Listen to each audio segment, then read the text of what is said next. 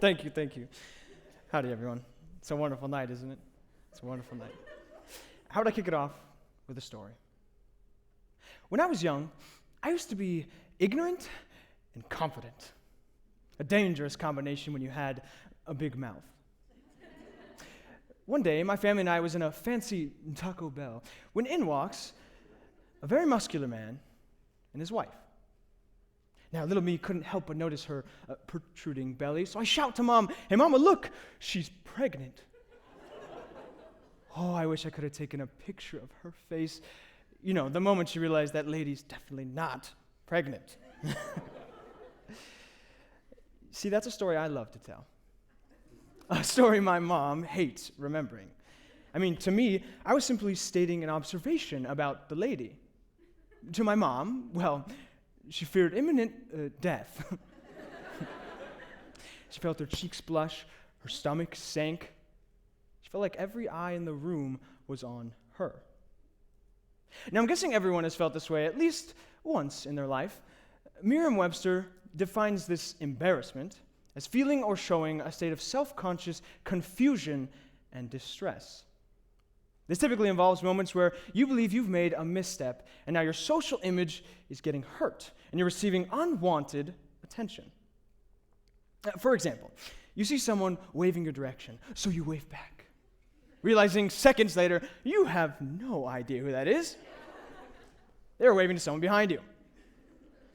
Or when the room goes entirely silent, and that's when your stomach reminds you, "I'm hungry."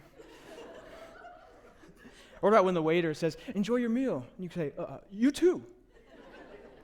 You see, in these moments, you can feel your cheeks blush, your palms begin to sweat, your heart throws a rave in your chest. Now, what if I told you, you could feel this way even when you do everything right, and yet you still feel like an oddball?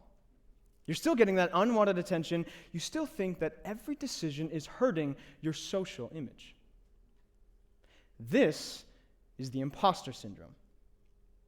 Coined by renowned psychologist Pauline Rose Clanch, she says that people sometimes feel their success has been due to some mysterious fluke or great luck, and not by their own ability and competence. All right, say your physician has 20 plus years of experience in his practice. And yet, some days, he finds himself questioning his abilities, wishing he'd done more. You know, even after his 20-plus hour surgery. It sounds insane. In a field of experts, he feels like he's the only surgeon who got his degree from Operation, the board game. But according to the Mayo Clinic proceedings, about 1 in every 4 physicians struggle feeling like an imposter intensely and frequently, a leading risk in their burnout. Can you picture that? Imagine dedicating your entire life to no sleep, a caffeine addiction, endless stress, and human life in the palm of your hand, only to still feel like a square peg in a round hole. And that's an extreme example. I mean, think about your own lives. How often do you appreciate your accomplishments? Do you ever find yourself wishing you'd done more? Do you convince yourself to stay silent, thinking that what you think should be kept, well, to yourself? I see a strange similarity here between this embarrassment and the imposter syndrome. They both share this self-conscious confusion leading to distress.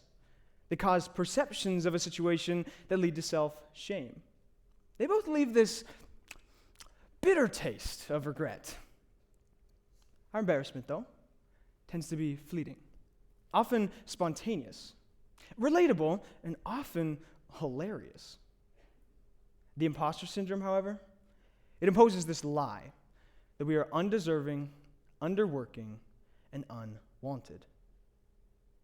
Now, mind you, that all occurs in here. But how in the world do we control the mind? Well, I believe like any other part of the body, our brains can be exercised. My contention then is simple.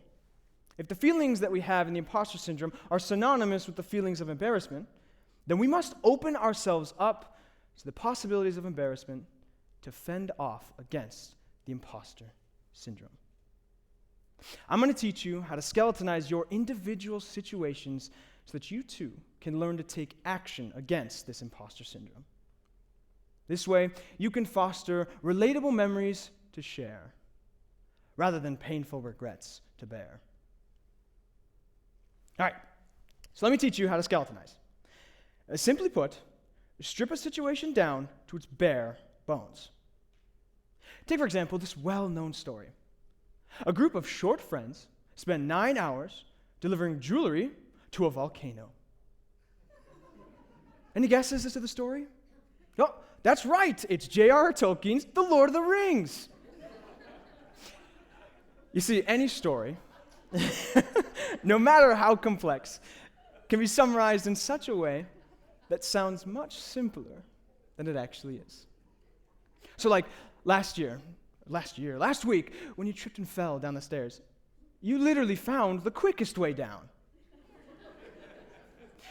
You see, on the other end of the spectrum, stories can be totally blown out of proportion. Like when you think the only thing someone remembers is the little food stuck in your teeth while you were talking to them. We all know you were just saving it for later. You see, when you skeletonize your situations, you control the extremes.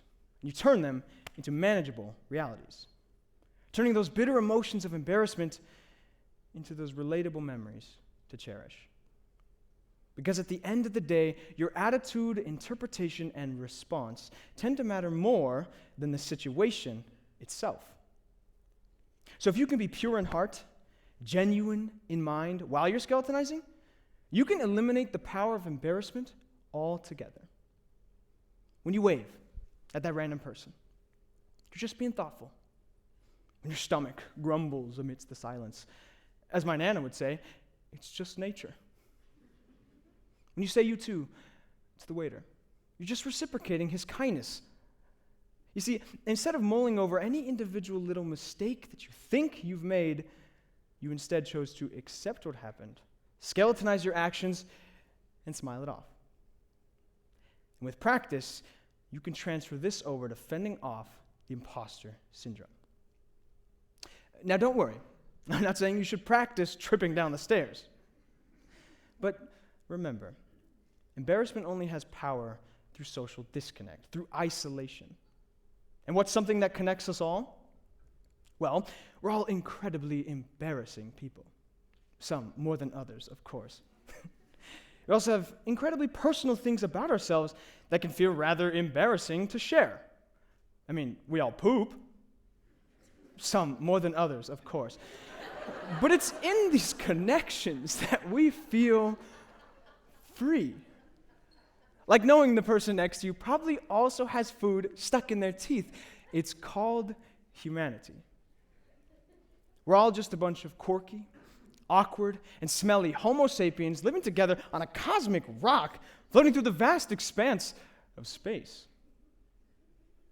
Notice how even our existence itself can be skeletonized. So go do.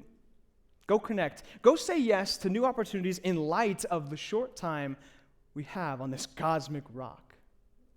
Because think about the alternative. When you do nothing, when you say nothing, you deny others this opportunity, and I would even call it a gift, of knowing and hearing you. Take, for example, when a group of friends want to do an activity together. Out of imposter fear, you convince yourself that your friends are better off without you, because you're going to be the only one that has no idea what they're doing. Newsflash, no one really ever knows what they're doing. And in sparing yourself the embarrassment, you've actually just embarrassed yourself all the more. I mean, it's an awful feeling being the only one disconnected from a group. And to me, it sounds like an imposter. You can't even relate to the hilarious, embarrassing moments where someone choked on water. Well, I guess breathed in water, not choked. Or farted while laughing. In sparing yourself the embarrassment, you've missed out on real connection, earned connection, connection you deserve. And what else do we have in this life but those individual moments that connect you and I? But if you're unwilling to go out, to connect, to experience this beautiful world, what then do you have, if anything, at all? So, to my fellow friends of this richly diverse world, welcome in those possibilities of embarrassment. And practice skeletonizing, so that you too can defend yourself against the imposter's lies that you don't deserve to be heard, that you can't do enough, that you'll never be enough. And to my doctors, after your incredibly tasking work, I'll never discourage opportunities for growth. But when the imposter's lies are tormenting you, remember to skeletonize. You have sacrificed a majority of your life, fervently committed to the care of the lives in your hands who walk or are carried through those hospital doors. And I thank you. I hope to join you one day. All right, I got to wrap things up, so allow me to skeletonize. A crazy undergraduate attempts to redefine our moments of embarrassment as means for connection and fending off the imposter syndrome. How'd I do?